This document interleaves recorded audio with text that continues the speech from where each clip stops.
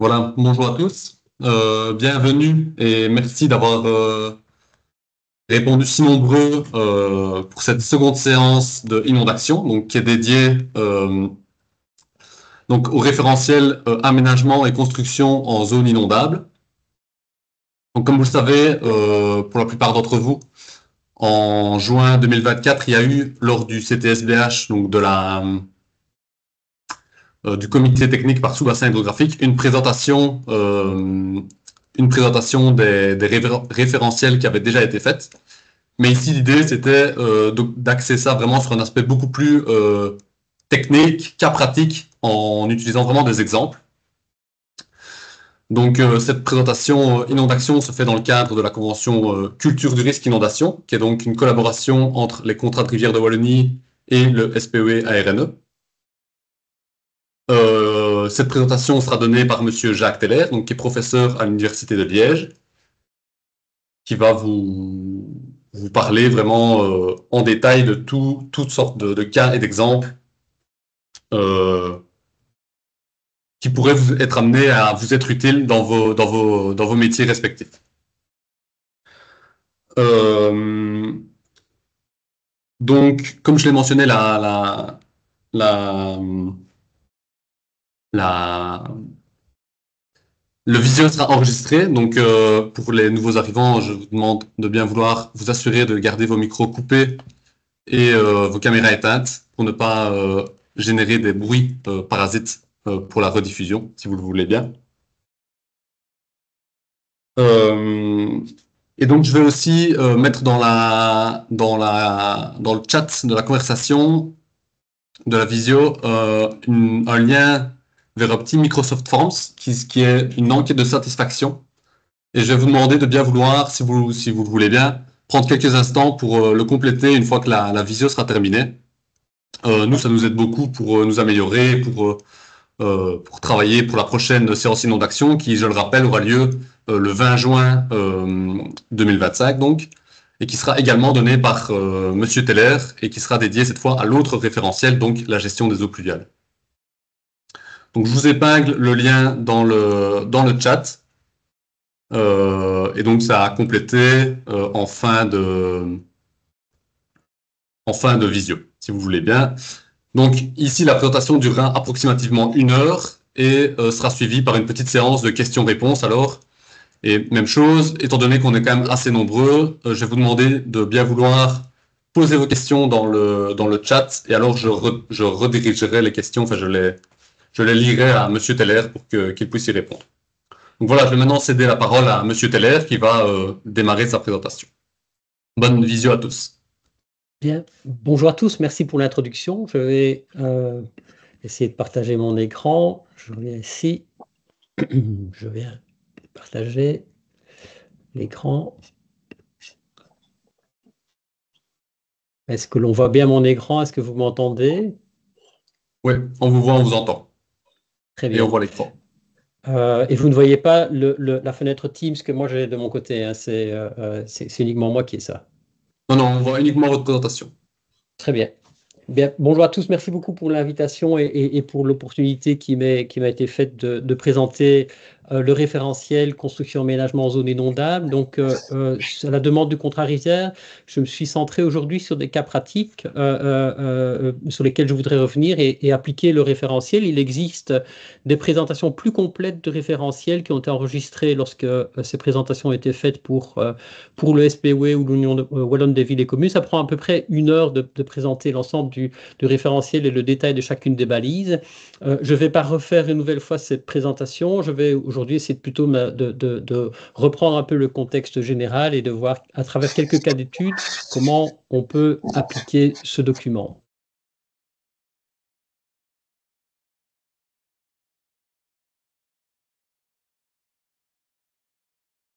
Excusez-moi, Monsieur Teller, j'ai désactivé votre micro sans le faire exprès. Je suis désolé. Est-ce que je peux le réactiver? Monsieur Teller, est-ce que vous m'entendez? J'ai désactivé votre micro sans le faire exprès.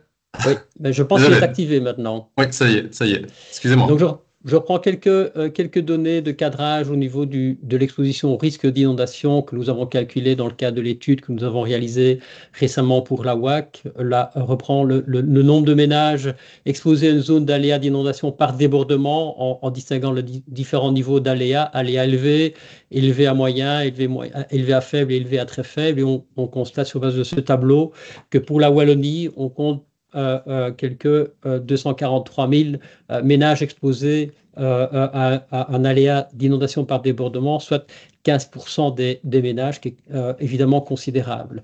Si on s'intéresse maintenant au nombre de ménages exposés à un axe de ruissellement concentré, en reprenant de nouveau les différents niveaux d'axes de ruissellement concentré, on arrive à 300 000 ménages exposés à un axe de ruissellement concentré en prenant pour cette étude un buffer de 20 mètres autour des axes de ruissellement. Ça représente 19% de la population. Quand on combine les deux sources de risque d'inondation, à la fois le débordement et le ruissellement, on arrive à 500 000 ménages, soit 30% de la population. C'est un volume considérable. 12% de la population seulement soumise à l'aléa par débordement, 16% par ruissellement et 3% de la population soumise aux deux types d'aléas de manière simultanée. Vous avez le détail des chiffres par province, avec des provinces particulièrement exposées, comme la province de Liège, bien entendu, mais également la province du Hainaut, pour lesquelles un grand nombre de ménages sont exposés au risque d'inondation. On peut cartographier ce risque, et vous voyez ici une première cartographie des différentes, à l'échelle des secteurs statistiques, des différentes expositions par des ménages situés en zone d'aléa. Cette carte est un peu trompeuse, c'est une part de ménages, elle a tendance à masquer un petit peu la concentration d'un grand nombre de ménages situés à proximité directe des cours d'eau dans les zones très urbanisées. Pour de tout petits secteurs statistiques, on peut avoir des très grands nombres de ménages exposés, comme évidemment sur les cas de Verviers, mais également sur Liège, une partie significative du Hainaut.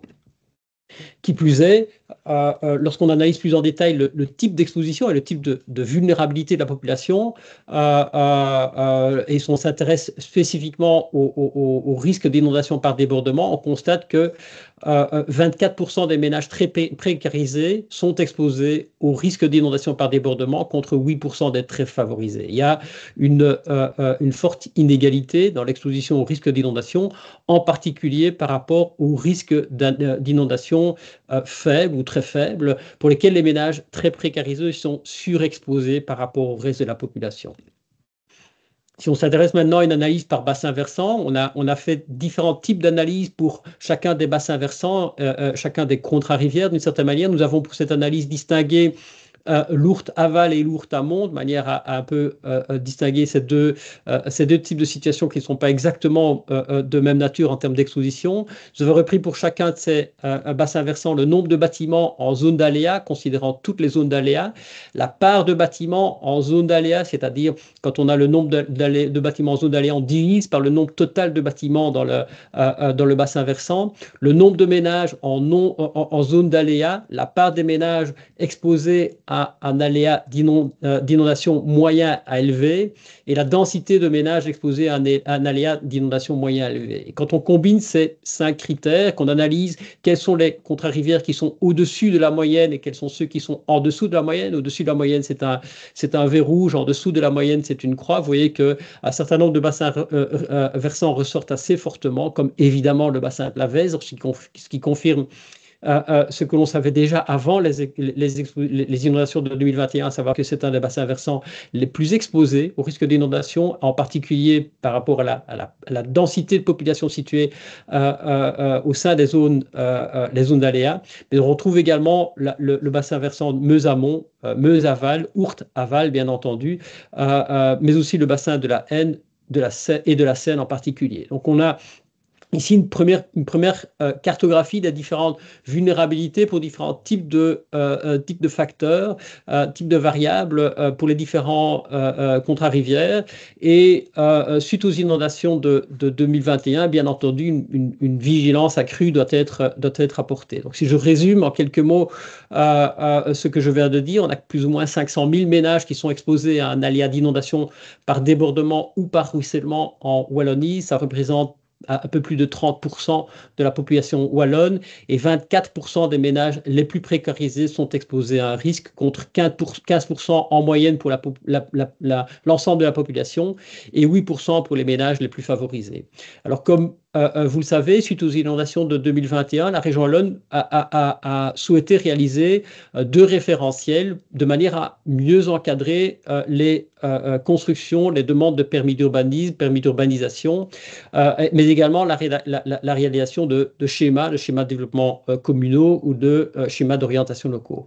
Le premier référentiel, celui dont il sera question aujourd'hui, le référentiel construction et aménagement en zone inondable, est le premier qui a été publié. Il s'agissait de fournir rapidement à l'ensemble des communes des guides par rapport à la gestion de l'urbanisme dans les zones inondables, et porte spécifiquement sur comment peut-on aménager ces zones, qu'est-il encore possible de construire et comment instruire les demandes de permis.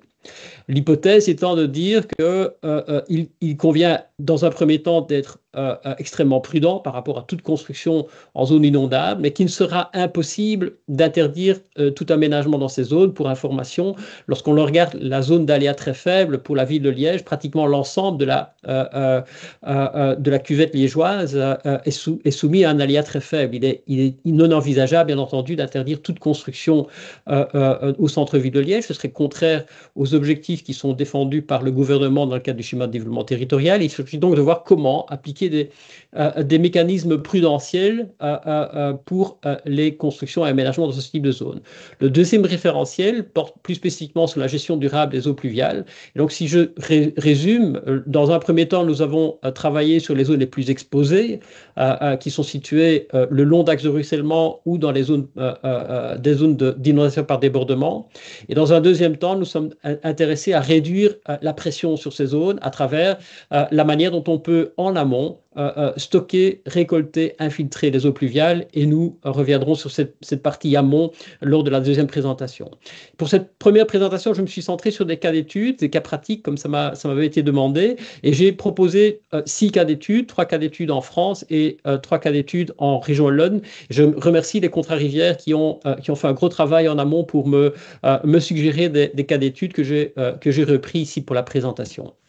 Le premier cas d'étude sur lequel je voudrais revenir, c'est le quartier Matra à Romorantin, dont l'architecte est Éric Daniel Lacombe, qui travaille spécifiquement sur la résilience climatique et l'aménagement urbain face à la résilience climatique.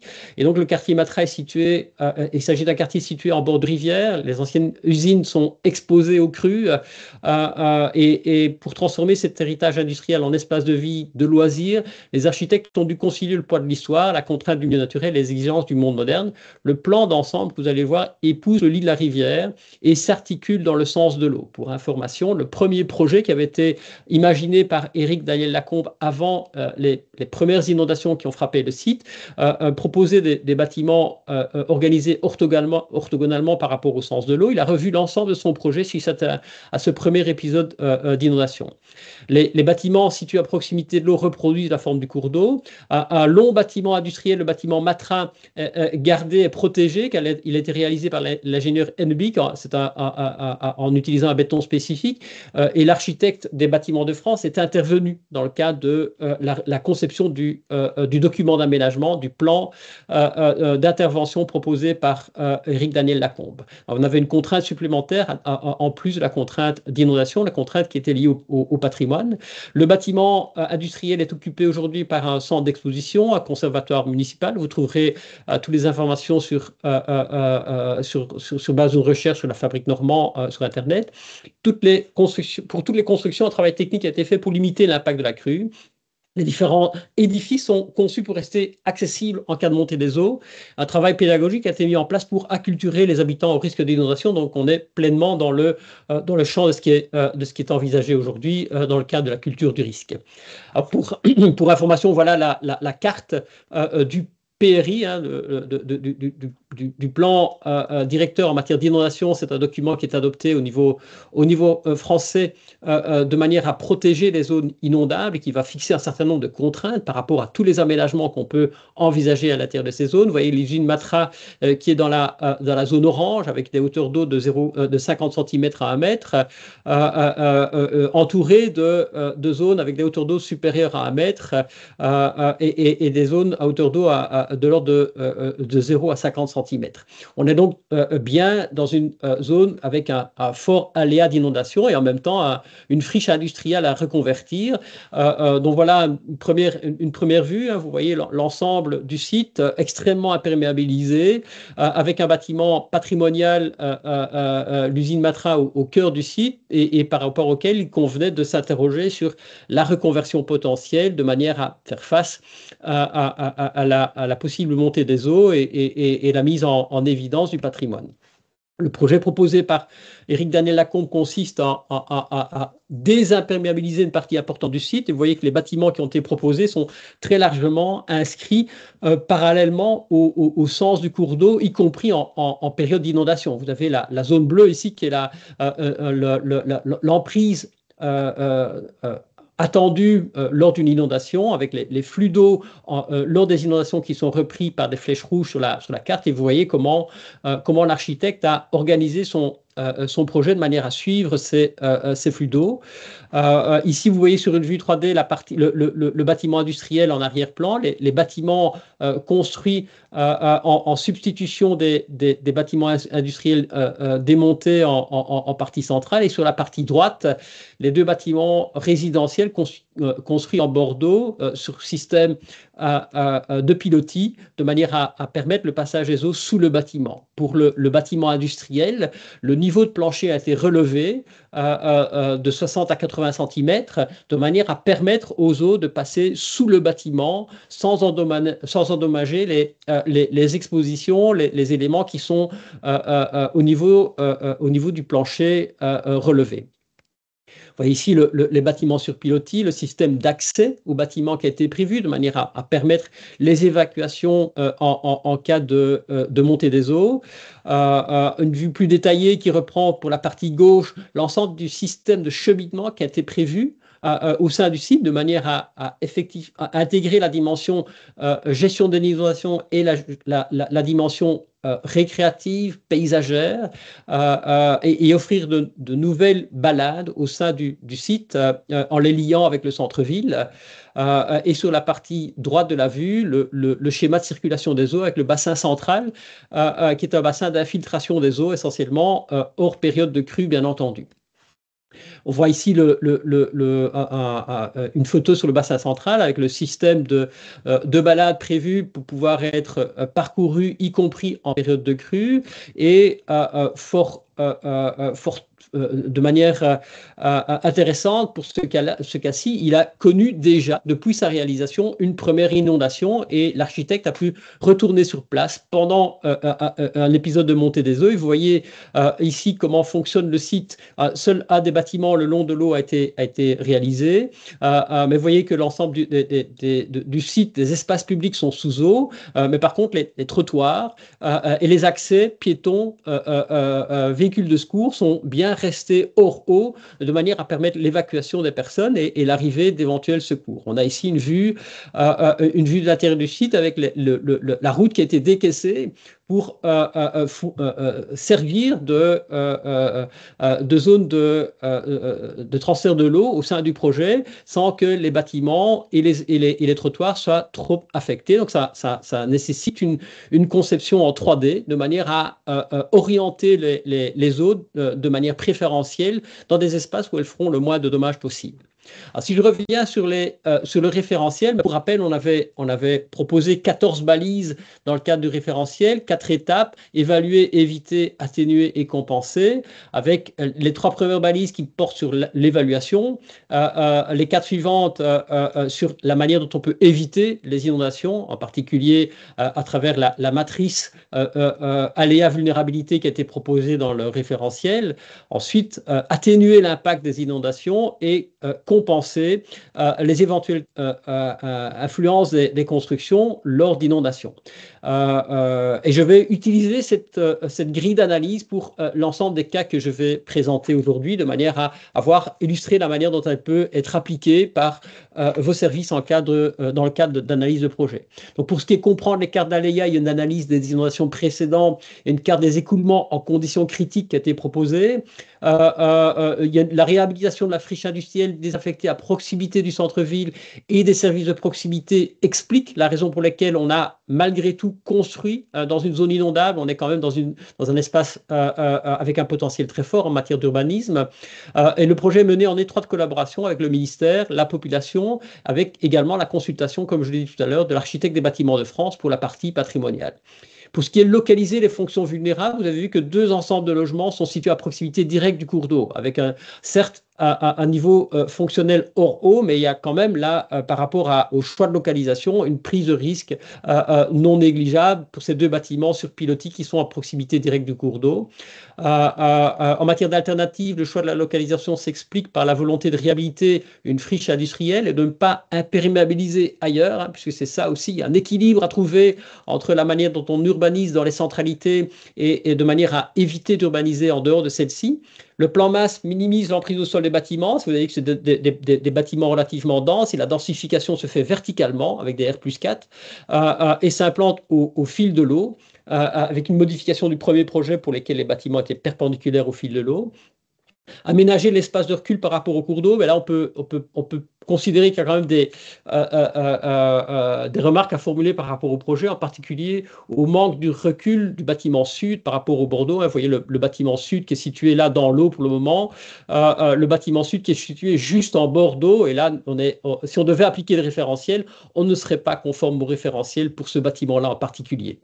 Intégrer des mesures de résistance, les chemins d'eau ont été décaissés pour réorienter et contenir les inondations de faible ampleur.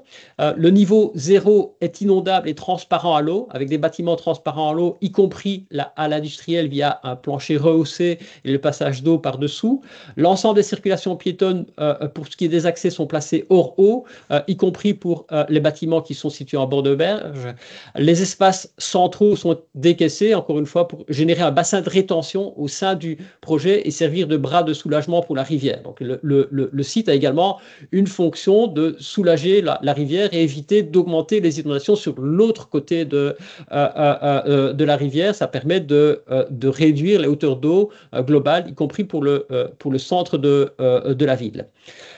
Pour ce qui est de l'aménagement des zones de gestion de l'eau, des espaces centraux sont prévus. Un bassin de rétention est prévu au sein du projet.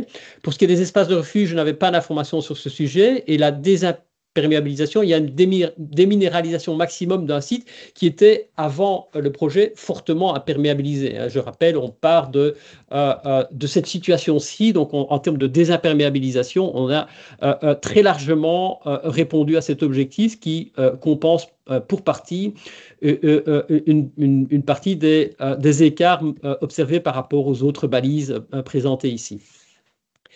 Deuxième projet, toujours de Éric Daniel Lacombe, un projet à Mandelieu-la-Napoule. Il s'agit d'un projet qui est situé à proximité de Cannes, soumis à un régime torrentiel cours d'eau. Le projet précédent était plutôt soumis à un régime lent de crues. Ici, à proximité de Cannes, on est bien sur des crues rapides et importantes, avec des vitesses d'eau importantes. Et en plus, ces régimes torrentiels sont combinés avec des risques risque de montée d'eau de la mer. Le PRI a été réalisé en amont et a amené la conception d'un nouveau plan local d'urbanisme, l'équivalent de nos SDC en région wallonne, avec néanmoins pour les PLU un caractère réglementaire. Ce PLU a été négocié avec les propriétaires fonciers, les acteurs économiques, étant donné que le magasin Carrefour avait envisagé un projet d'extension extrêmement important au sein du site de projet en zone inondable, et ce projet d'extension a été repensé par rapport au risque d'inondation. Pour information, voilà le projet. On a le magasin Carrefour, si ma mémoire est bonne, est situé ici au nord du site. Vous voyez que toute la zone rouge est une zone avec un aléa élevé, des hauteurs d'eau fort importantes. Les zones bleues, les hauteurs d'eau sont moins importantes. Et on a ici le port qui est soumis à des risques d'inondation. Et ceci, c'est le cours d'eau qui reprend toutes les eaux qui reviennent de la rivière, qui vient se jeter dans la Méditerranée à cet endroit, avec à cet endroit-ci précisément des régimes torrentiels qui peuvent être observés pour les inondations. Le projet, on retrouve ici le site du Carrefour qui prétendait développer une extension à l'intérieur de toute la zone inondable suite à l'intervention dans le cadre du PLU et du master plan proposé par Éric Daniel Lacombe. Il a été décidé de garder tout cet espace en zone d'expansion de crue, en zone inondable, avec un verger proposé pour la partie basse et un espace qui est destiné à accueillir des eaux en temps de crue et servir d'espace public, d'espace vert, hors épisode de crue. Et vous voyez en rose toutes les circulations, toutes les promenades, les balades qui ont de nouveau été prévues pour agrémenter le caractère paysager du site. On retrouve le même principe que sur le site de Romorantin. On combine des actions en matière de lutte contre les inondations et un aménagement paysager pour les épisodes hors inondation, bien entendu. Vous voyez ici les deux grands bassins situés juste devant le carrefour qui sont remplis d'eau après un épisode de crue de précipitation très important. Autre vue, vous voyez le projet proposé prévoit que cet espace serve essentiellement de zone de débordement du cours d'eau, avec un système de cheminement piéton qui vient sillonner dans tout le site et qui est délibérément placé sur une digue de manière à orienter, canaliser les eaux et protéger les bâtiments existants lorsque ceux-ci doivent être protégés. On va en voir ici la trace. Vous voyez ici de nouveau l'hypermarché Carrefour, le cheminement qui est prévu sur un remblai qui vient protéger tout cet ensemble de constructions qui a été réalisé, qui est protégé par la montée des eaux qui vient essentiellement du cours d'eau qui est situé ici et qui vient remplir, épouser tout cet espace très large pour retenir les eaux.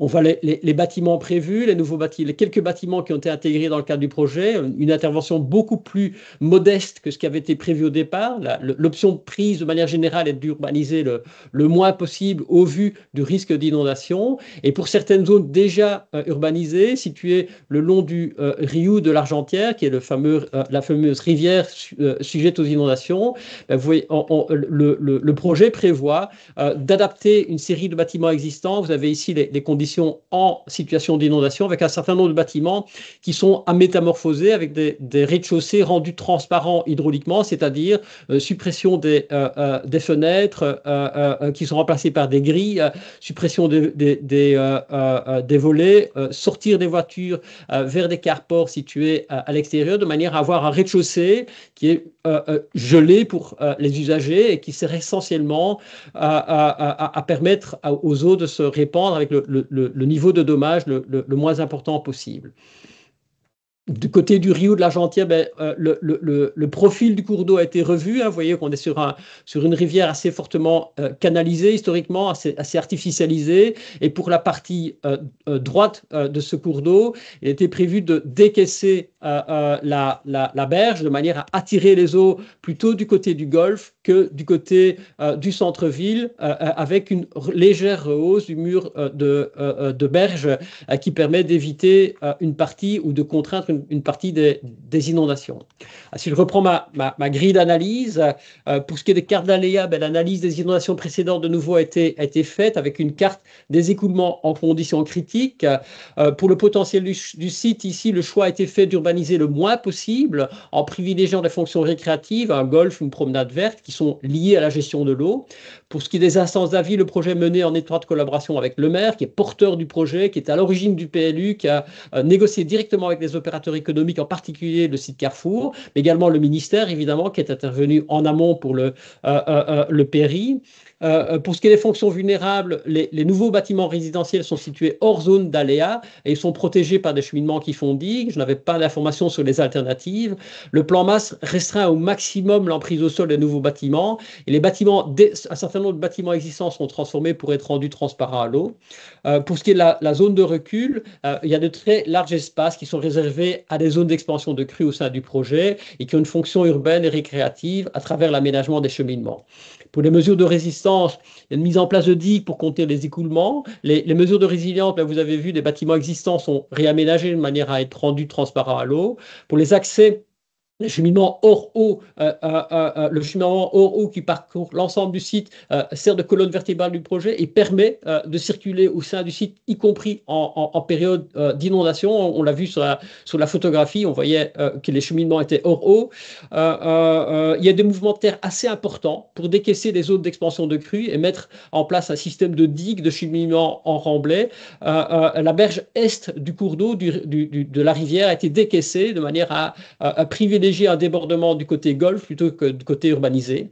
Pour ce qui est des zones de gestion de l'eau, les très très larges espaces sont laissés à l'eau en cœur du site avec une fonction biologique et récréative hors période d'inondation. Un verger a été créé sur les terrains qui étaient initialement prévus pour l'extension du carrefour. Et pour les 2 dernières balises, je n'avais pas d'informations sur ce sujet. Troisième projet sur lequel je me proposais de revenir, un projet cette fois dans le centre de Blois, toujours en France, avec un projet qui prévoit de construire 33 logements sociaux dans une zone inondable. De nouveau, il s'agit d'une reconversion d'un site industriel qui est en secteur sauvegardé. Donc, secteur sauvegardé en France, ce sont des périmètres urbains patrimoniaux sur base de la loi Malraux, donc extrêmement protégés. Donc on retrouve ici, comme pour le premier cas, une double contrainte, une contrainte inondation et une contrainte patrimoniale. Les bâtiments ont été pensés pour résister aux inondations et laisser l'eau s'écouler le plus librement possible, avec un rez-de-chaussée pensé comme un niveau inondable et perméable, avec comme point de mire la libre circulation des eaux. Les espaces laissés vides ont été conçus comme des lieux dédiés à la vie sociale et à l'échange. On voit ici le projet, on voit le centre historique de Blois qui est situé ici sur le nord du site. Le projet en question est situé sur la rive sud avec l'emprise au sol des bâtiments prévus. Vous voyez qu'on est en pleine agglomération avec une reconversion d'un site industriel. Et ici, la trace du système de pilotis prévu, l'analyse des chemins d'écoulement d'eau en période d'inondation, des bâtiments vous voyez implantés en R+3, relativement dense. Vous voyez la distance entre les bâtiments est relativement étroite. On est sur une distance de 20-30 mètres, tout juste suffisant pour des questions d'intervisibilité, de privacité.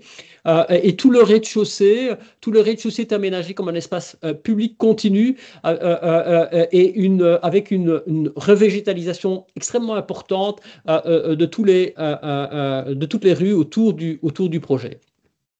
On voit ici le niveau rez-de-chaussée avec simplement les cages d'escalier qui sont prévues. Le rez-de-chaussée peut être occupé pour du stationnement voiture et l'ensemble de la trace et la trame de végétalisation qui est prévue au sein du site. Et au R+1, chaque fois, trois logements qui sont prévus. Il s'agit de logements semi-traversants. Pour tous les logements en coin, on peut considérer qu'il s'agit de traversants à travers la ventilation qu'on peut organiser d'une façade à l'autre sur ces bâtiments. Et vous voyez que tout le site a été végétalisé de manière à réduire l'imperméabilisation. De nouveau, on est sur un ancien site industriel, amener des îlots de fraîcheur et permettre davantage de perméabilité pour l'eau.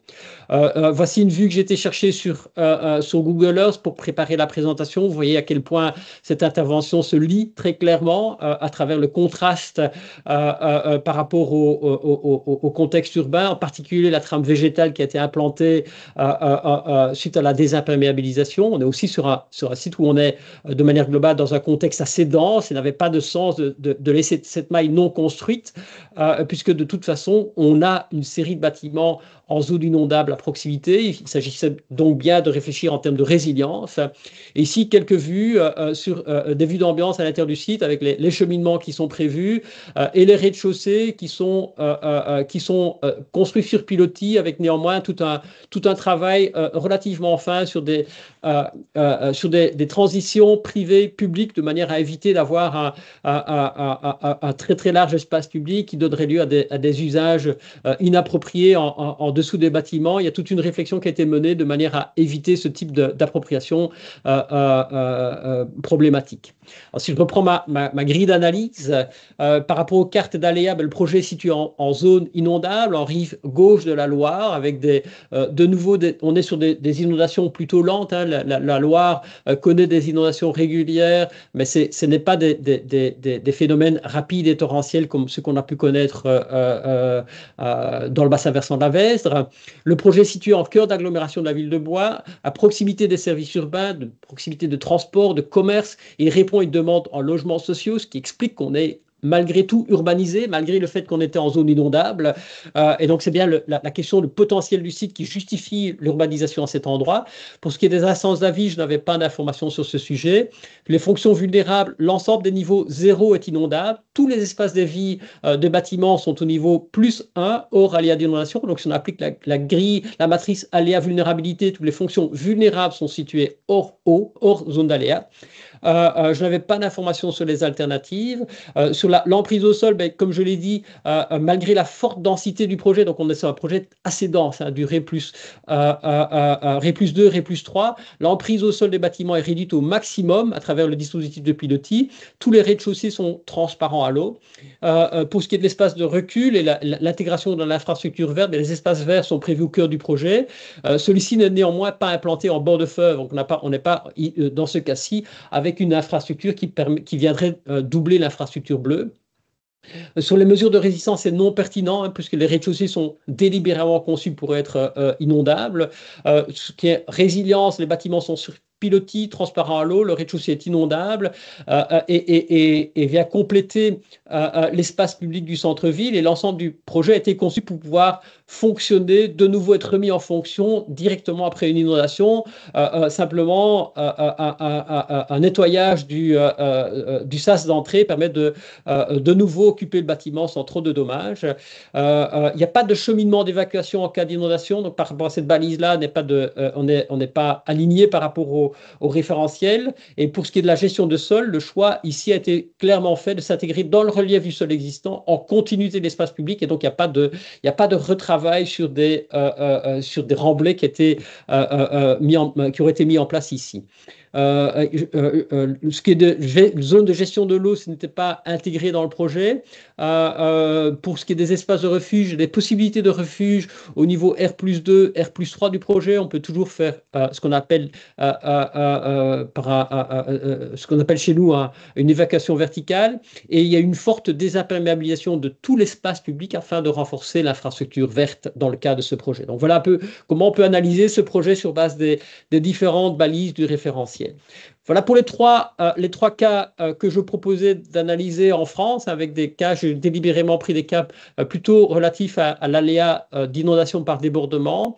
Et je vais maintenant passer à quelques cas qui m'ont été proposés par les contrats rivières pour la partie région Wallonne. Les premiers cas sur lesquels je vais revenir, c'est une maison unifamiliale à Aiguezé, avec une demande qui se trouve dans une zone à faible risque d'inondation. Un ruisseau non classé longe la limite sud-est, et afin de limiter le risque d'inondation, les mesures suivantes ont été retenues. Un recul de 4 mètres de la construction par rapport à la crête de berge. Le niveau de la maison sera 80 cm au-dessus du terrain naturel. Et en ce qui concerne l'aménagement de l'accès du garage, les remblais sont strictement liés à l'accès au garage, avec une pente de 10% sur 10 mètres. Et donc, ça a demandé un remblai pour accéder au garage. La construction est érigée sur un vide sanitaire intégral, y compris la terrasse qui était proposée. Et ce vide sanitaire est aéré, inondable et vidangeable. Ce projet est passé par, de nouveau, 2 itérations, un peu comme le quartier Matra à Romorantin. Une première demande de permis qui a fait l'objet d'un refus et qui a amené une révision conséquente du projet suite aux objections qui avaient été formulées lors de la première demande de permis. Je vais présenter les 2 versions du projet très rapidement.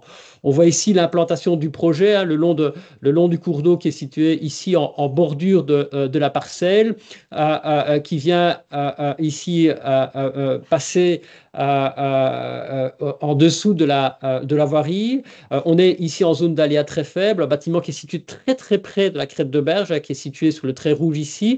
Et vous voyez que l'exposition du bâtiment par rapport au risque d'aléa faible est relativement importante. La première version du bâtiment prévoyait un rez-de-chaussée plus un étage sur une dalle au niveau du rez-de-chaussée. Le garage était situé sur le côté gauche, du côté inondable. Le cours d'eau est situé ici sur la gauche du site, passe ici le long de la limite de parcelle. Et tout le rez-de-chaussée était donc extrêmement soumis. Le niveau fonctionnel était complètement soumis au risque d'inondation. Si on est en zone d'aléa faible, c'est-à-dire ça signifie que la hauteur d'eau qu'on peut observer sur la parcelle est de l'ordre de 30 cm. Suite au refus de la demande de permis, les auteurs de projet ont revu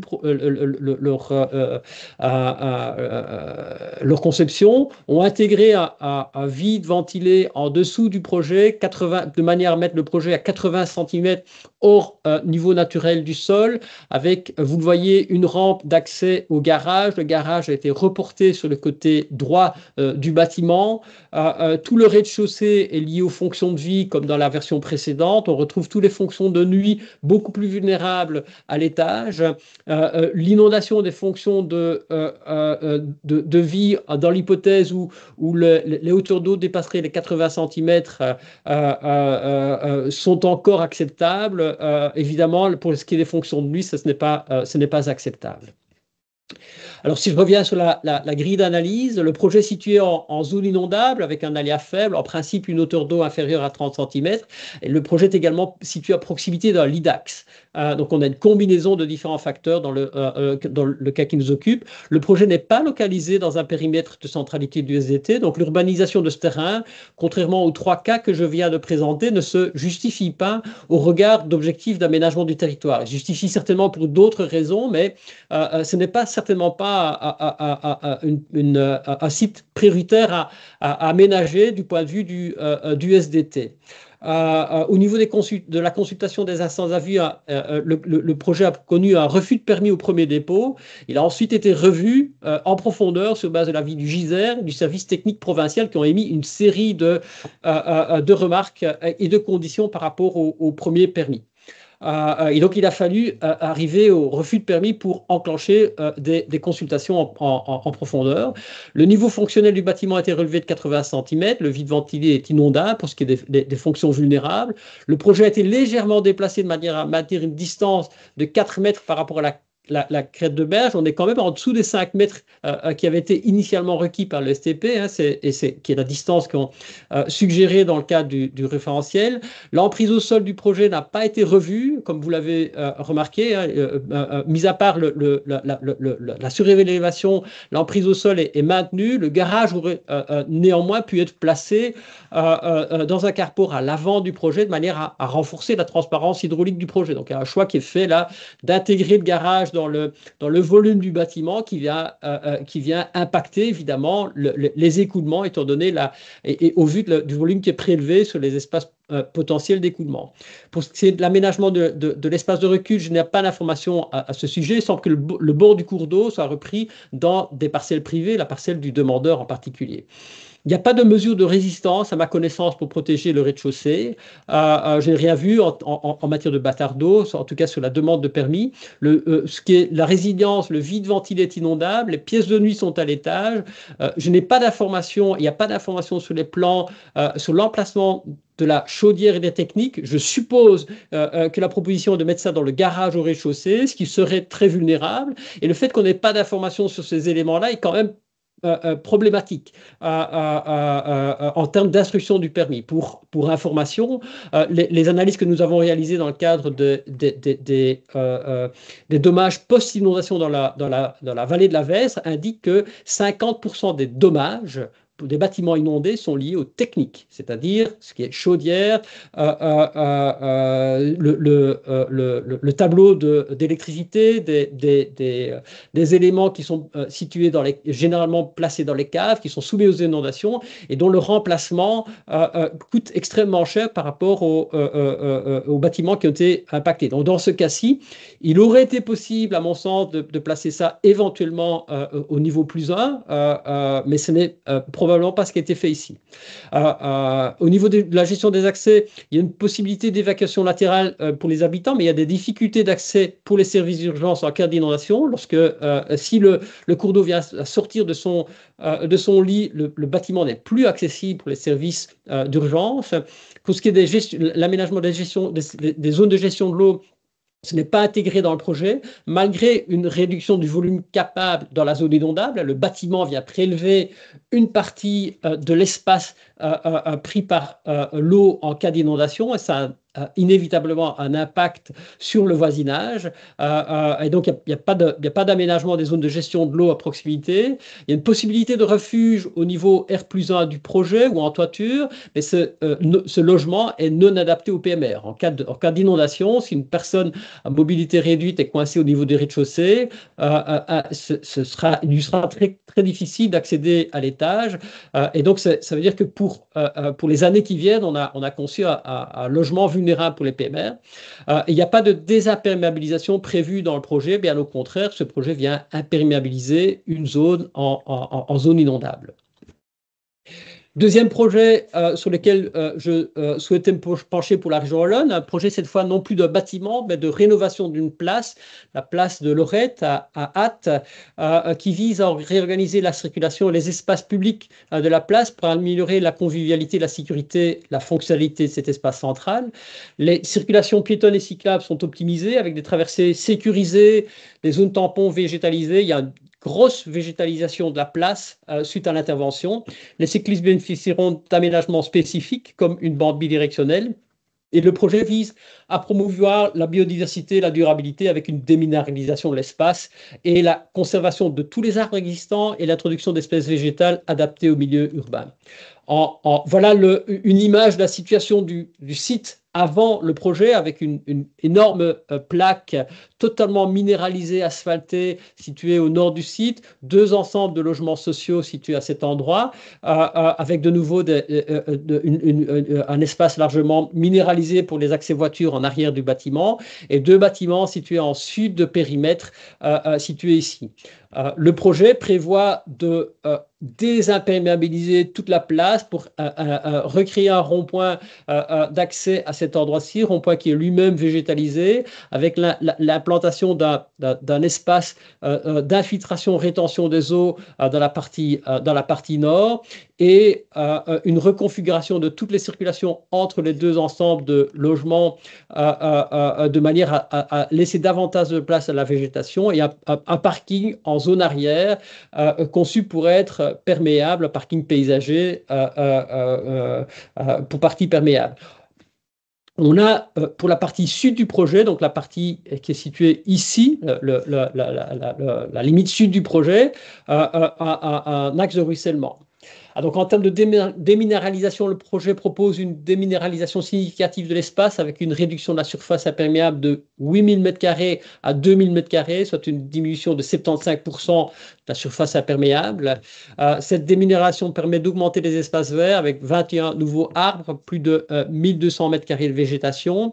Le projet intègre des techniques de gestion des eaux pluviales, 3500 mètres cubes de capacité de rétention, ce qui réduit le risque d'inondation en aval, qui contribue à la préservation de la qualité de l'eau.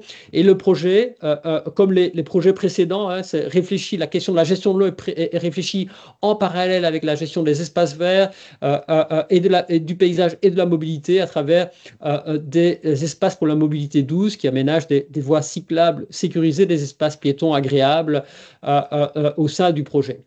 Voilà l'ensemble des circulations qui sont reprises, avec l'ensemble des circulations piétonnes et cyclistes qui sont réservées au sein du projet, avec des voies cyclables bidirectionnelles intégrées au sein du projet. Donc, comme je le disais, on a une voie piétonne située ici en zone sud, qui est située le long d'un lidax, que l'on voit ici, hein, un lidax niveau rouge, situé au sud du projet. Si je zoome sur le site, les images que j'ai retrouvées sur la demande de projet, on voit qu'effectivement, on a une zone qui est située sur le lidax ici. On a les deux ensembles de logements sociaux qui sont situés ici au nord et la place complètement minéralisée ici au nord. Alors pour information, voilà la transformation qui est prévue. On a le lidax qui passe ici le long des deux bâtiments existants qui sont au sud du périmètre du site. Avec un axe de ruissellement d'Ali élevé, la partie basse du site à l'arrière des appartements. Vous voyez que les bâtiments sont quand même relativement ouverts ici, et donc en cas de montée des eaux le long du lidax, ils vont inévitablement être impactés par la montée des eaux. Et ce qui est prévu dans le cadre du projet pour l'aménagement du parking paysager à l'arrière des logements sociaux, c'est de venir avec un mur ici, un mur de soutènement, de manière à permettre de ranger des voitures juste en bord du site, et ça signifie qu'il y a une réduction du volume de l'espace qui était jusque-là disponible pour une éventuelle augmentation du volume d'eau dans le cadre du lidax. Le projet, évidemment, ne prévoit pas d'obstruer l'axe de ruissellement existant, c'est la moindre des choses. Il est conservé dans son état existant. Il reprend la mise en place d'un mur en L au niveau de l'emprise du talus. Et le lidax est maintenu en l'état, mais il y a quand même une réduction du volume capable ici, lié à l'aménagement du stationnement. Si je reprends ma grille d'analyse, on est sur un projet qui est situé en bord d'un axe de concentration du ruissellement de niveau rouge, un axe de concentration élevé.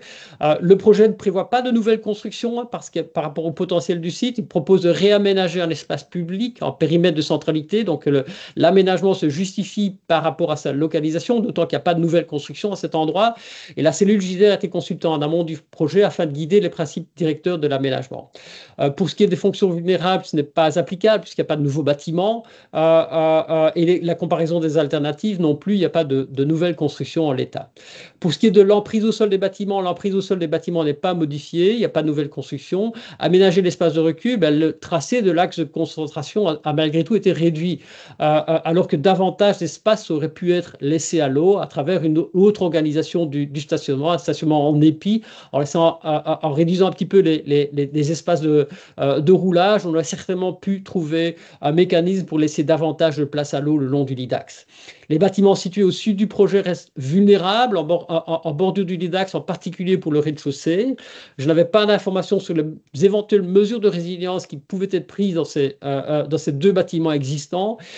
Pour ce qui est de la gestion au site, la gestion des accès, les bâtiments existants au sud sont évacuables par l'arrière, les logements sont évacuables par l'avant. Les véhicules de secours n'empruntent pas la connexion piétonne qui est le long du lidax.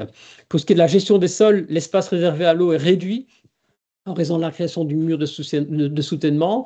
Pour ce qui est des zones de gestion de l'eau, on a vu un large dispositif de rétention, infiltration intégré dans le projet, mais il n'est pas directement connecté au lidax, donc il ne va pas soulager le lidax. Le réaménagement va dans le bon sens, de manière générale, à travers la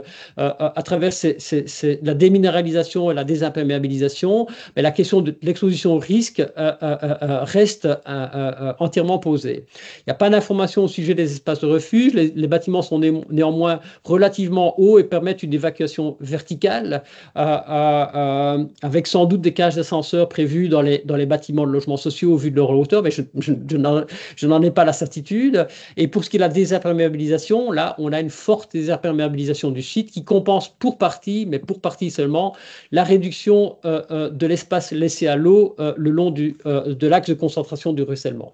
Donc voilà la manière dont on peut appliquer les 14 balises à ce Deuxième cas, région Wallonne. Et enfin, le troisième cas, région Wallonne, sur lequel je voulais revenir, est un cas situé à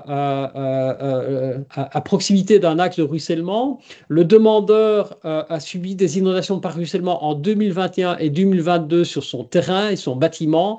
Afin de se prémunir de ce type d'événements à l'avenir, il a mis en place en décembre 2022 une noue qui récolte les eaux de ruissellement provenant de terrains amont à sa propriété. Il a raccordé cette noue à un pertuis existant passant sous la voirie. Ce pertuis mène aux étangs qui sont situés à l'aval de la rue. Je ne donne pas les noms de rues de manière à préserver l'anonymat des personnes concernées. Ça alimente ensuite un cours d'eau de troisième catégorie qui est lui-même soumis à aléas d'inondation. Donc on vient renforcer la pression sur une zone qui est déjà en aléas d'inondation à l'aval. Les travaux de la noue n'étaient pas autorisés par le permis d'urbanisme initial. Ils ont fait l'objet d'un arrêt émanant de la commune et constaté dans une fiche d'intervention. Donc la noue qui a été créée hors permis suite aux inondations de 2021 et 2022. Et donc la demande vise la régularisation de certains travaux, la mise en œuvre d'ouvrages de lutte contre les inondations suite aux discussions avec la cellule JVER, qui a cette fois été consultée en amont du projet correctif suite à l'infraction constatée. Les ouvrages à mettre en œuvre sont les suivants: un bassin de rétention d'un volume de 2000 m3, c'est pas négligeable, vous allez le voir, qui correspond au volume occupé à l'aval de l'axe de ruissellement par les nouvelles constructions. Le bassin doit être équipé à sa sortie d'un système de dégrillage de manière à contrôler le débit rejeté à l'aval dans le pertuis. La création de ces ouvrages nécessite par ailleurs un déblai de 720 m3 et un remblai de 500 m3 qui doit être conçu de manière à ne pas, évidemment, aggraver les risques d'inondation et les lits d'axe dans le voisinage. Ces aménagements auront un impact positif sur l'aval de la rue et sur les cours d'eau de troisième catégorie qui sont situés en aval.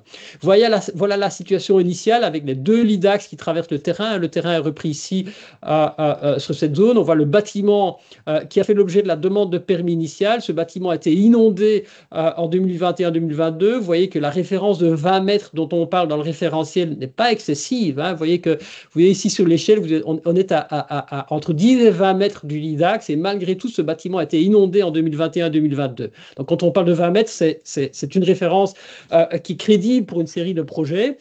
Suite aux inondations de 2021-2022, le propriétaire a proposé de mettre en place une noue en L qui reprend toutes les eaux qui déboulent des lits d'axe et viennent les intégrer sur sa noue et les passer sous le pertuis qui passe sous la voirie et qui vient directement se jeter dans une zone inondable avec un aléa d'inondation faible. Mais il y a toute une série de bâtiments qui sont situés de ce côté-ci et qui se voient directement impactés par cette accélération du transit d'eau de l'amont vers l'aval. Alors, voici une série de photos qui reprennent le bâtiment, la noue qui a été prévue, qui vous voyez est totalement rectiligne et qui ne fait qu'une chose, c'est aggraver le risque en aval, en plus de protéger le bâtiment, évidemment, mais ça c'est la moindre des choses. Quelques photos qui illustrent les constructions dans le contexte et les aménagements qui ont été prévus. On voit les bâtiments qui sont situés à proximité du projet. Alors le deuxième permis, suite à l'infraction constatée dans le cadre de la réalisation de nous, consiste à faire un bassin de rétention, le fameux bassin de rétention de 2000 m3, de manière à reprendre les eaux du lit d'axe, les temporiser dans le bassin de rétention, avoir un dispositif d'ajoutage qui permet de les relâcher avec un débit contrôlé vers l'aval, de manière à ne pas inonder les zones qui sont situées à l'aval et en particulier toute la zone inondable qui est située en aval.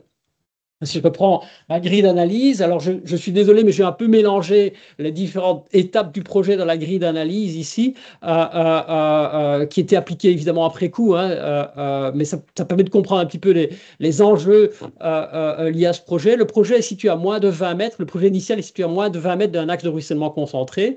Il n'y a pas eu de prise en compte de cette contrainte lors du projet initial. Donc la contrainte de l'axe de ruissellement a été constatée lors des inondations de 2021-2022. Le projet est situé hors d'un périmètre de centralité. La construction à cet endroit se justifie certainement comme le comme le premier projet, hein, par toute une série de raisons, mais pas par des considérations d'urbanisme ou liées au schéma de développement territorial, où il s'agirait de renforcer des pôles et centralités existantes. La cellule GISER a été consultée, mais uniquement lors de la conception du bassin de rétention. Elle était non consultée lors de la mise en place des nous. Et pour rappel, la position constante de la cellule GISER est de rappeler que les nous d'infiltration, les nous de gestion des eaux pluviales, sur lesquels on va revenir lors de la présentation fin juin, ne servent pas à gérer des axes de ruissellement. Ils servent à infiltrer les eaux de pluie récoltées sur les projets, mais pas à gérer les axes de ruissellement. Et donc, il s'agit ici clairement d'une erreur de conception à travers cet aménagement de nous. Le bâtiment résidentiel est situé à proximité d'un lit d'axe. Une implantation différente du bâtiment principal tout au début du projet, aurait très certainement permis d'éviter les inondations au vu de la taille du terrain. Si vous vous souvenez de la présentation de base, de l'image de base, j'essaie de revenir, je suis désolé, je ne vais pas revenir en arrière, je vais revenir ici. Sur l'image. Vous voyez que le terrain est suffisamment vaste pour prévoir et a suffisamment de décaissés pour prévoir une autre implantation qui a permis de mettre le bâtiment à l'abri d'inondation par le lit d'axe. Il a été placé à cet endroit, certes à proximité de la voirie, mais dans la zone qui est la plus exposée. Donc là, il y a clairement un manque de réflexion par rapport aux alternatives qui se traduit par les problèmes rencontrés par la suite.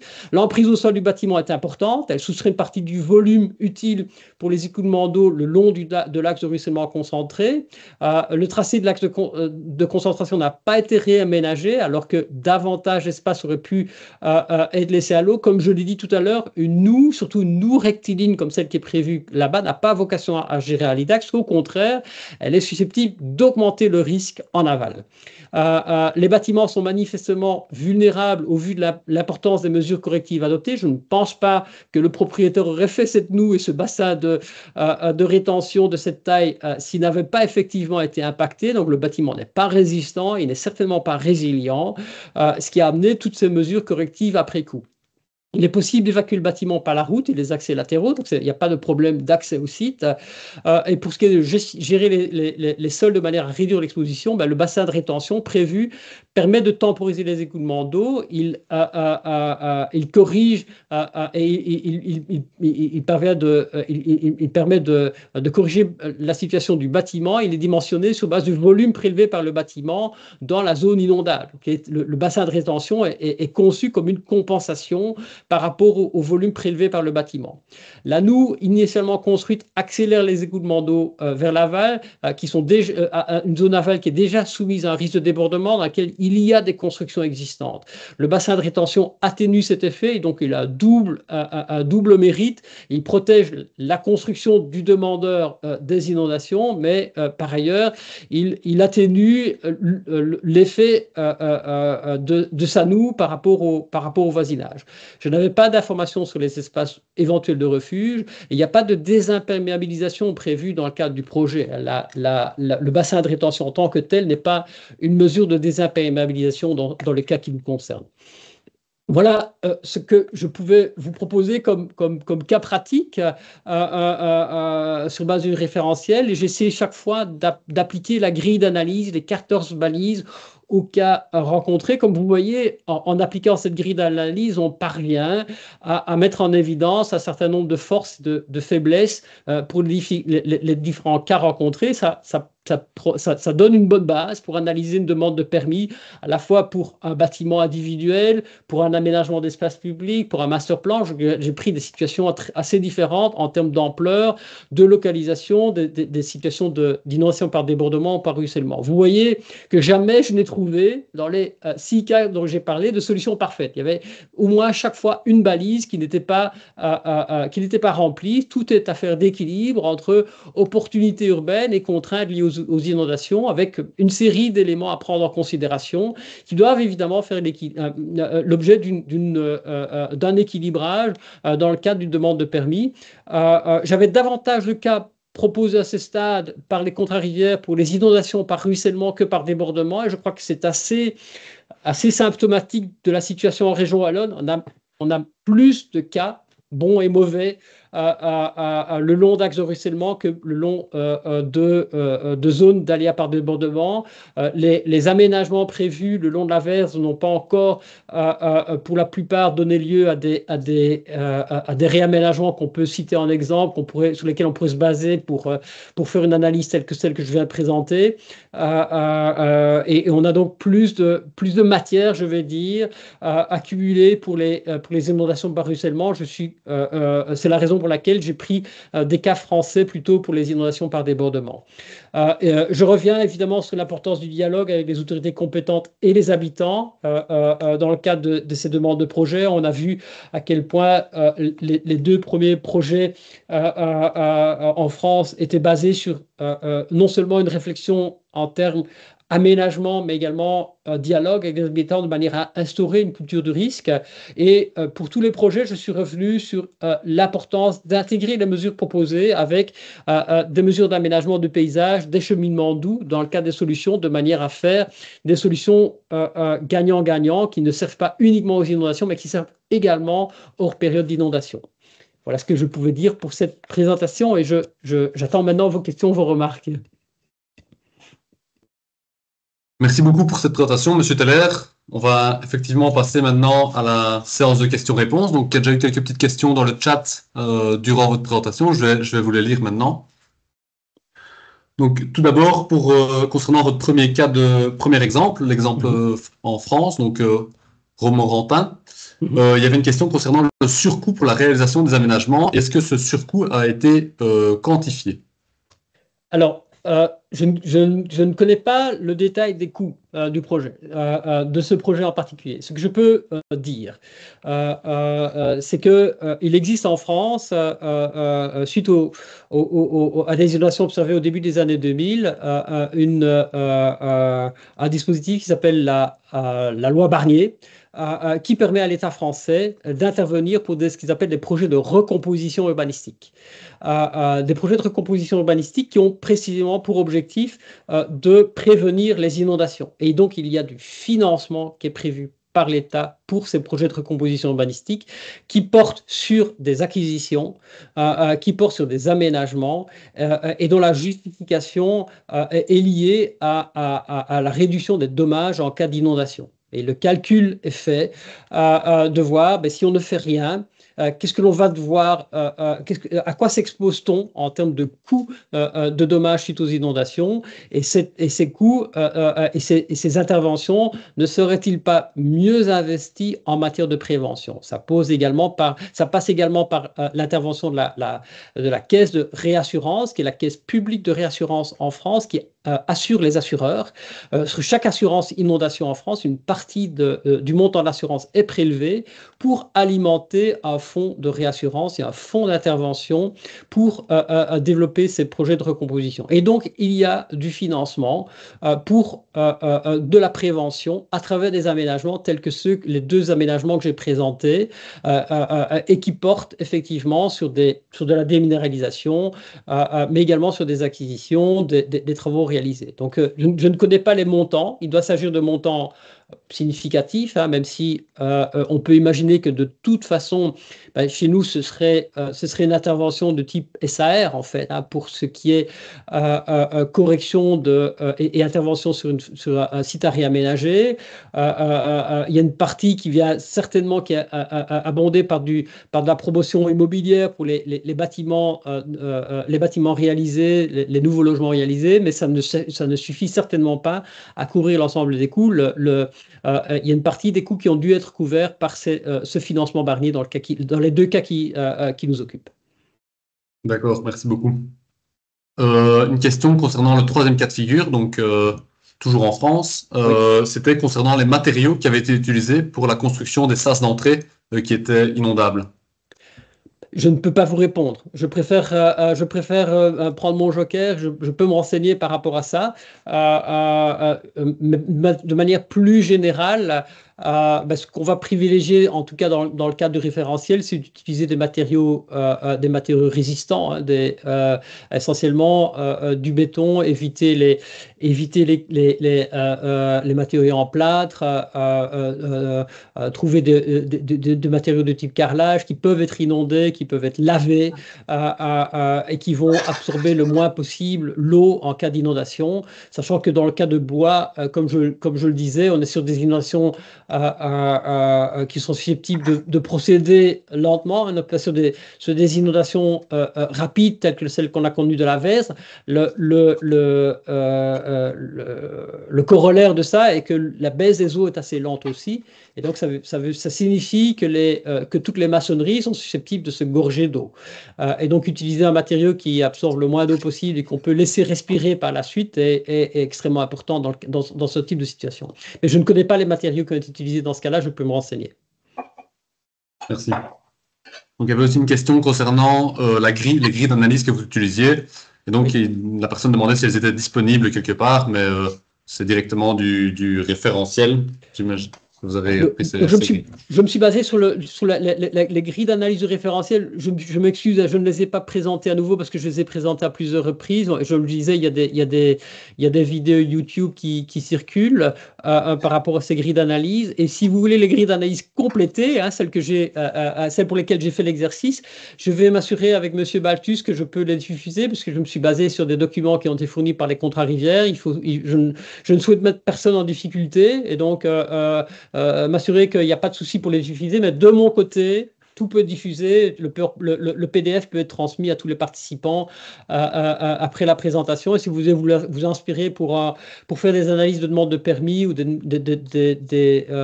projets de sol, je pense que je serais enchanté de voir le document circuler. Oui, donc pour petite précision, c'est vrai que je l'ai mentionné en début de visio, et je vais le repréciser ici parce que je ne l'ai pas spécifié le détail de où l'enregistrement serait disponible. Donc la visio vous sera envoyée par mail. Donc la première séance d'inondation était hébergée sur le portail environnement qui est n'est temporairement plus accessible, mais dès que ce sera de nouveau le cas, vous pourrez retrouver les visioconférences inondation dessus. Mais dans tous les cas, comme je l'ai dit, vous pourrez retrouver, on vous enverra un mail avec un lien pour revisualiser la séance. Voilà, je vous lis encore les prochaines questions. Donc, pour le premier exemple aussi, quelle était la période de retour de la crue qu'on a vue en photo? Alors, je ne dispose pas de ces informations, de l'information pour la période de retour pour la crue. En général, en France, il se cale sur le plus haut niveau de crue connu. Qui est établi sur base d'analyse historique. On n'a pas le même type de document en France que les cartes d'aléas qu'on utilise régulièrement en région Wallonne. Et donc, je ne vais pas m'avancer sur une période de retour. De nouveau, ça, je peux aller la retrouver. Je peux contacter Daniel Lacombe par rapport à ça. Mais de façon générale, les projets sont généralement établis sur base de la dernière période, la plus haute hauteur de crue connue, ce qui peut être à la fois très contraignant et pas assez. Très contraignant, si vous prenez l'exemple de la Vesdre, ce serait extrêmement contraignant par rapport à tout type d'aménagement dans le cadre de la vallée de la Vesdre. Hein, vu des hauteurs d'eau observées à Verviers, Pépinster, Chaudfontaine, des hauteurs d'eau de 3,5 à 4 mètres de haut, ça contraindrait très très fortement les aménagements si on devait se baser sur cette hauteur d'eau. Par contre, dans un certain nombre de cas, là où on a eu la chance de ne pas avoir d'inondation au cours des 10-20 dernières années, et quand on se base uniquement sur des crues connues, elles ne permettent pas toujours d'anticiper correctement le changement climatique, alors qu'en région Wallonne, à travers les cartes d'aléas, et en particulier l'aléa très faible, et j'insiste sur l'importance de prendre en compte l'aléa très faible dans le cadre du référentiel, on a une bonne référence pour la préparation au changement climatique en se basant sur cette zone d'aléa très faible. D'accord, merci. Donc toujours pour le premier cas de figure, donc Romorantin, il y avait une question concernant le succès qu'a eu ces logements en fait, et donc est-ce qu'il y avait eu une frilosité pour aller, enfin, des personnes à aller habiter dans un site sujet aux aléas d'inondation, et donc comment la promotion avait été faite pour ce programme de logement?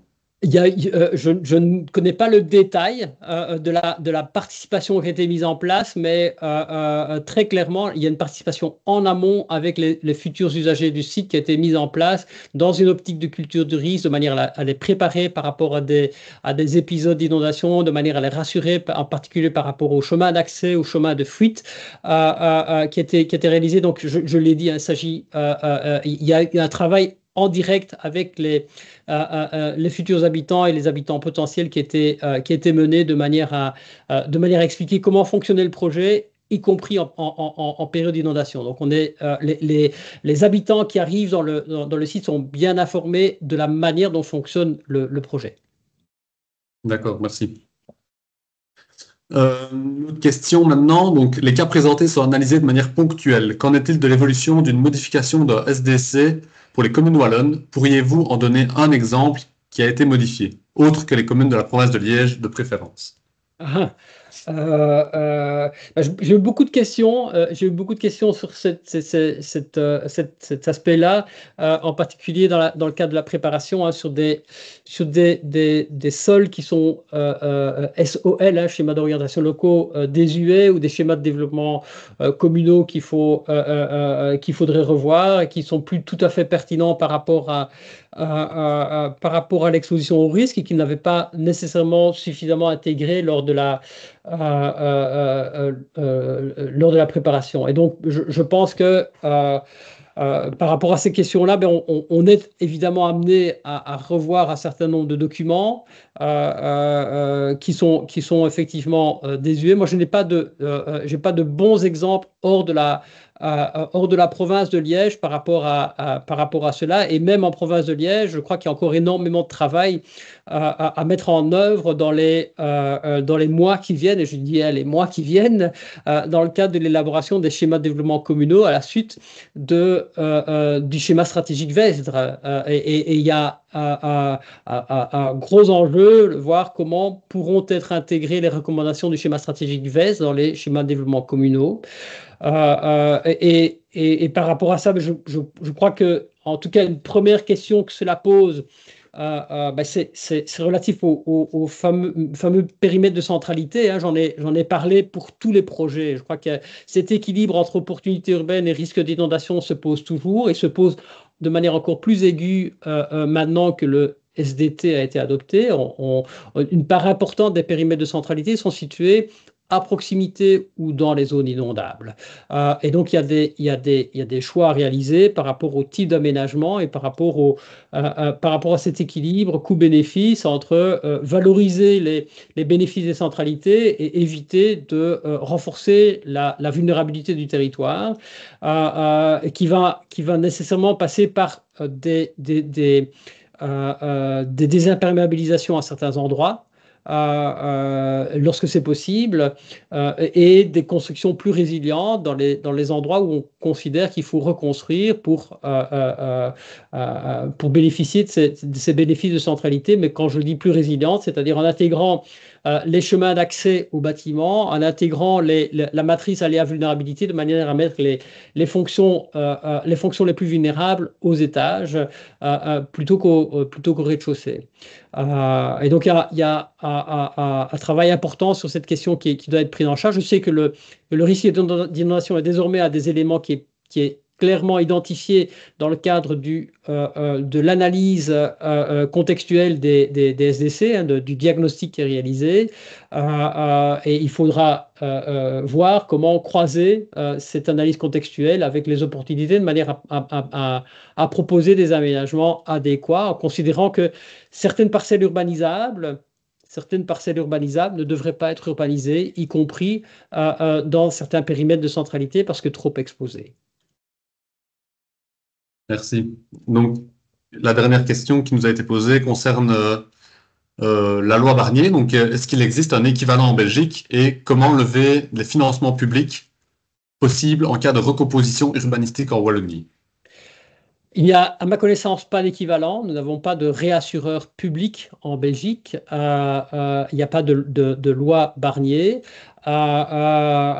Néanmoins, le principal exemple ou la correspondance qu'on peut faire, c'est les deux niveaux d'intervention qui ont été prévus dans le cadre du réaménagement de la Vesdre, avec d'une part le schéma stratégique qui propose une réflexion à l'échelle de tout le bassin versant et les programmes de développement durable des quartiers qui sont quasiment des équivalents des programmes de recomposition urbaine en France. C'est le même type de principe qui est appliqué avec l'identification de bâtiments à démolir, d'espaces à réserver à l'eau, de recomposition urbanistique en profondeur. Et donc, c'est dans le couplage de ces deux outils qu'on a trouvé un équivalent en région Wallonne, le couplage du schéma stratégique et des plans de développement durable des quartiers. Ce type de couplage devrait, à mon sens, être proposé pour d'autres bassins versants. J'ai montré en introduction de ma présentation quels étaient les bassins versants qui combinaient les différents types d'expositions identifiés dans le cadre de l'étude AWAC, et je pense que pour un certain nombre d'entre eux, ça justifierait un travail à ces deux niveaux d'analyse, de manière à effectivement prévoir des recompositions. Sachant que ce l'on observe dans la Vesdre, avec maintenant 4 ans de recul, c'est que lorsque les programmes de recomposition ne sont pas suivis d'effet ou ne sont pas menés en amont, on a d'énormes difficultés à les mettre en œuvre parce que les habitants rénovent très rapidement. Et donc, il n'y a pas de limite en région Wallonne par rapport à la France, parce que la loi Barnier, ce n'est pas seulement le financement public pour la recomposition urbanistique, c'est des contraintes très fortes pour les bâtiments existants situés en zone inondable. Quand je dis contraintes très fortes, c'est-à-dire on ne peut quasiment plus y toucher, on ne peut quasiment plus les transformer sans une recomposition plus globale qui permette de réduire la vulnérabilité, réduire l'aléa. Ce qu'on a observé en région Wallonne à la suite des inondations, c'est que les propriétaires qui ont bénéficié d'une intervention de leur assurance ont réinvesti, et c'est très logique, dans leurs bâtiments pour remettre en place des systèmes de chauffage, des systèmes les fenêtres, tout l'aménagement intérieur, et que 4 ans plus tard, bien entendu, acquérir des bâtiments pour laisser davantage de place à l'eau est devenu très difficile puisque les habitants ont réinvesti dans ceci.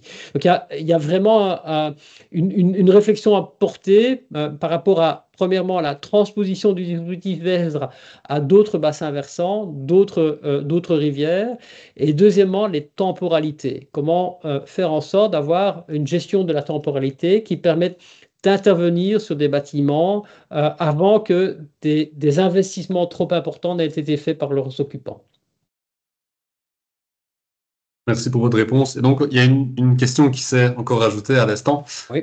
Concernant, est-ce qu'il est possible d'avoir des aménagements pour les inondations lentes? Et donc, est-ce qu'il est possible aussi d'en avoir pour lorsque les vitesses de courant sont importantes? Le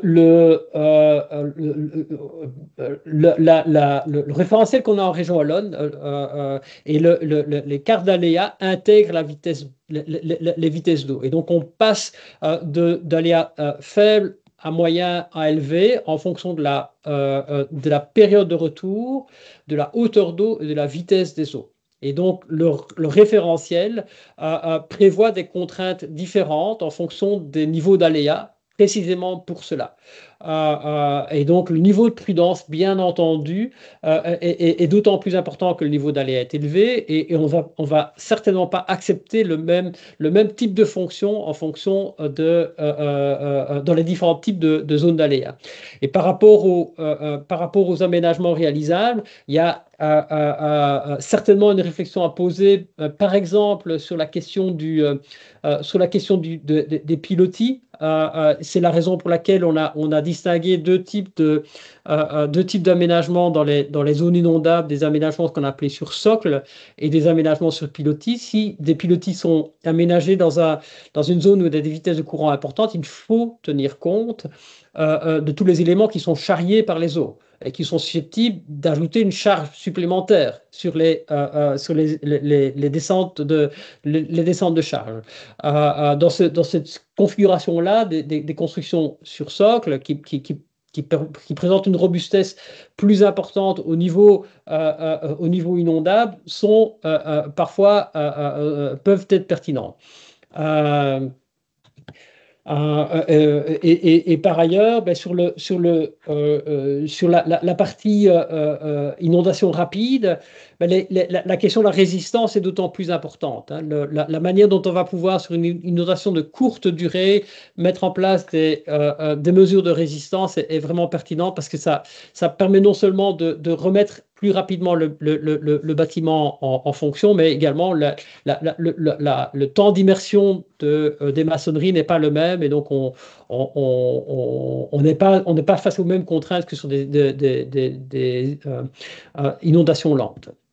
Alors, par rapport aux cartes d'aléas, juste pour préciser les choses, je suis désolé, nous n'avons pas accès à WallonMap depuis une semaine. Ça m'a un peu embarrassé pour préparer la présentation, mais pour rappel, et c'est clairement expliqué dans le référentiel, il y a deux sources principales d'informations par rapport à l'aléa d'inondation sur les serveurs WallonMap. La première source d'information, ce sont les cartes d'aléa d'inondation qui reprennent à la fois l'aléa par débordement et les axes de ruissellement. Et les deux apparaissent sur les cartes d'aléa. Les deux informations apparaissent sur les cartes d'aléa, avec les différents niveaux d'aléa qui sont présentés. À côté de ceci, pour les ruissellements, il est recommandé d'aller voir en plus sur le serveur WallonMap la couche qui s'appelle LIDAX.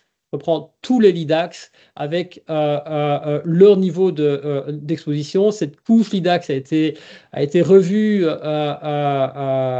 y a quelques années. Elle est conçue de manière à identifier le plus clairement possible les risques d'inondation par ruissellement. Et la recommandation du référentiel est de prendre une distance de 20 mètres de part et d'autre des LIDAX, parce que ce sont des lignes, hein, c'est du linéaire pur, les LIDAX. Il n'y a pas d'épaisseur, sauf à travers la mise en évidence de la marge d'erreur qui peut être affichée sur WallonMap. Mais donc, nous recommandons de prendre une distance de sécurité de 20 mètres de part et d'autre des LIDAX. Et ces deux sources d'informations sont disponibles sur WallonMap. Tout ça, je pense, est relativement bien décrit dans le référentiel, avec des exemples qui sont fournis en fin du document. Si vous avez des difficultés, on peut revenir avec vous sur ces aspects-là. Je ne pourrais malheureusement pas ouvrir WallonMap aujourd'hui. Non, effectivement. Mais voilà, c'était la dernière question. Merci beaucoup, Monsieur Teller, pour votre présentation, et merci à toutes les personnes qui étaient présentes à cette seconde séance inondation. Donc, pour rappel, je vous remets une dernière fois le lien de l'enquête de satisfaction. Donc, vraiment, ça prend moins d'1 minute à remplir. Donc, si vous pouviez le faire, ça serait très chouette de votre part. Et donc, je reprécise aussi la prochaine séance inondation aura lieu le 20 juin 2025, et donc sera dédiée cette fois à l'autre référentiel, donc la gestion des eaux pluviales. Et ce sera Monsieur Teller aussi qui tiendra cette présentation. Voilà, merci à tous, au revoir et bonne journée.